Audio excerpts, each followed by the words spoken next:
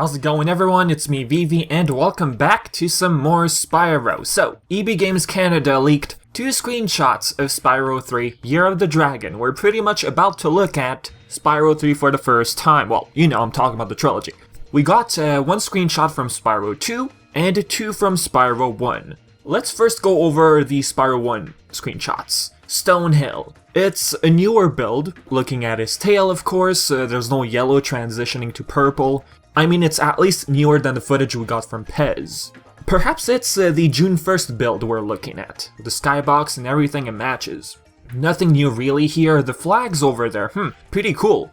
It could represent the dragons of Artisans, because they want all dragons to match their respective homeworlds. Second, Idle Springs. Looking all lovely, nothing new here, just like the one from before, so let's move on to the next one. This looks to be Scorch from the second game. I really love the Arabian vibe going on, I'm loving the aesthetics, the colors, the feel, there's this tropical feel to it. The two-legged camel, the particle effects. It could be sand, but it doesn't look like sand. I did notice these particle effects in other levels, Idle Springs for example. Now the original one was more pinkish. This one is aiming more for a sandy type of colors and look, the structures and everything. The yellow from the top in the original is now the color of the structures, and now the tops of the structures are more golden. The skybox looks great, the guard right there, that to me it looks like he's holding a slingshot. Yes, I am guessing they removed the gun. He looks more pinkish now compared to his old appearance.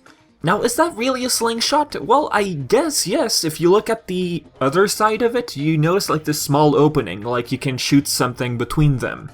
The flag switch. You can tell where this takes place just looking at that switch. Is that Bombo at the top?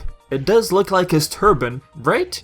You can slightly notice Pyro's wing effect going on. It's very subtle, but it's right there. Another screenshot of Scorch. The palm trees just look more noticeable, more vibrant, more dense, bigger, and I'm loving the dusty background, if you've noticed. Next, Cloud Spires from 3. This is our first look at Spyro 3, guys. It's so cool. The winged Rhinoc. Same color from the original, the armor and everything. It appears to have a more goofy look this time, or it probably has to do with when they exactly took this screenshot. You know, you get those funny faces and all that. The belt buckle seems to have a logo. Is that the sorceress? It could be. I'm guessing this is right at the start of the level, and there's that wind gust attack. Seems like it focuses more on a larger area this time, I could be mistaken. Looking at the colors quick, less of a blue tone, more rocky walls. Next, Sunny Villa. Our first shot of Spyro on a skateboard. Look at this guy, he looks completely adorable. Lighter blue skybox, this is, I think, close to Hunter? I think. I mean, it's hard to notice just because of the amount of detail added. Like, instead of the plain gray walls from the original, we have more of a wooden sort of outlines going on, which looks very nice. Okay, this part.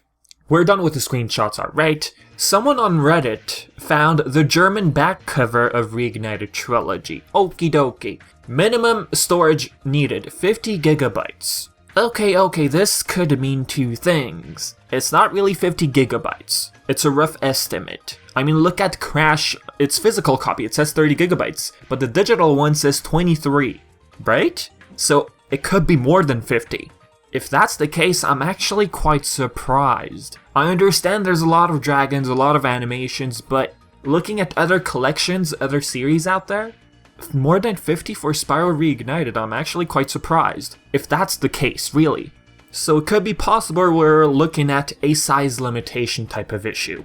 Which means we have to indeed download 2 and 3. Oh no, we're back to this. Download, update, patch. Ugh, dude, we are tired. I understand we're all tired of this. Activision still hasn't come up and said anything really. Apart from the Game Informer thing, which is pretty vague. Are you sure? Do you really think we're gonna have to download 2 and 3? Do you think that only one game is on the disc?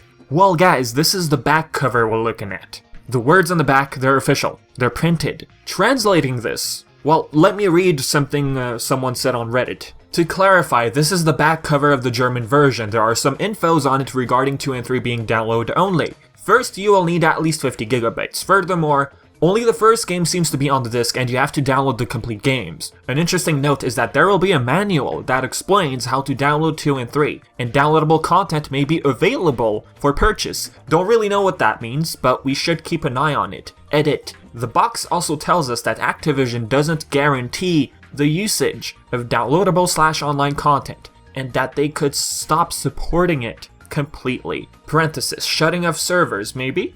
Depending on user usage, for example. If we look at a direct translation from Google, games 2 and 3 need to be downloaded from the internet. Contains one disc with game 1 and instructions for digital download for games 2 and 3. It's official, it's 66.7% download, 33.3% physical. Community backlash commencing 3, 2, 1, oh boy. If you're not convinced, let me bring up the following.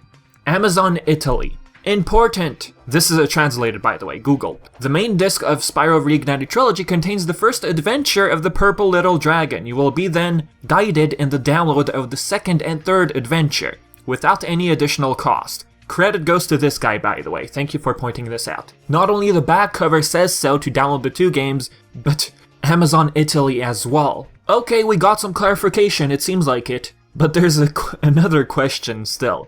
Is this a one-time only code? Yes, I know that probably sounds ridiculous. Why would Activision do so? That's terrible.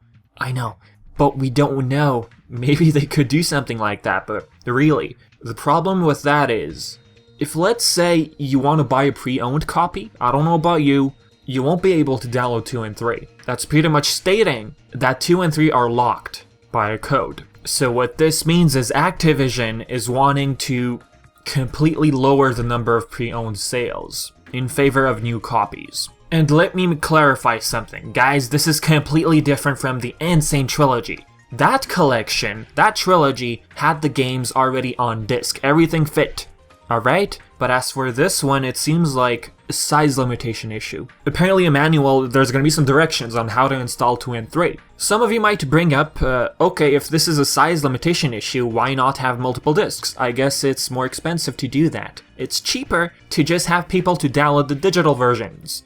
Another thing you might say in the comments, but Insane Trilogy, version 1.06, it got reprinted, and by default, when you buy a physical copy with that version, it comes with the 2 DLCs. What about Spyro in the future? If it does get reprinted, maybe we might get all 3 games on one disc, but that's the problem. If it's a size issue, they still cannot fit all of them on one disc, unless they find a way to compress it even more without affecting the game too much. But really, the most important thing right now is we got some clarification. 2 and 3, from reading those 2 descriptions, they're gonna be a download, alright? Remote play. Okay, it's nothing new. Crash, Insane Trilogy, and other titles had it playing on the PS Vita, you know. It's one player. It pretty much shuts down that old rumor of multiplayer. Yes, people used to talk about multiplayer, let's not get into it, okay. One thing that really caught my attention is this. What is Sanzaru doing on the box?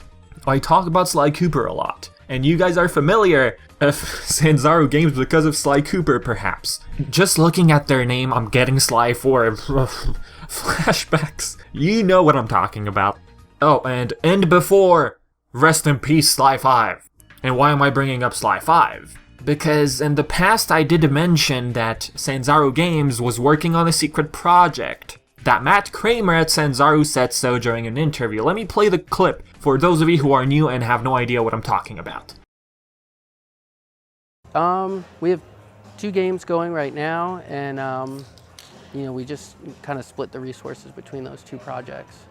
So, but this is the big one right now. This is our big focus. So the big VR one. Yeah. Is the other game also a VR game? Not talking about it now. Okay. Spyro Reignited Trilogy is all toys for Bob, though. Is this some sort of engine-related type of thing we're looking at? I mean, Sanzaru Games, what's their involvement with the project? Sanzaru Games was responsible for the port of Secret Agent Clank on PS2, the Sly Collection on PS3 and Vita, and Sly 4. Oh, don't forget the 2 Sonic Boom games. Their last game was Marvel Powers United on Oculus. Either this is what they were referring to, aka Secret Project, or not, due to minimal involvement. Sure, their name is on the box, but how they were involved with the project, it's probably very little. And no, I do not think this has to do with the Vita port of Spyro. Crash, we didn't have that, so I'm expecting the same here. About Dark Passage, yes, I know there's a bunch of gameplay, well, one gameplay.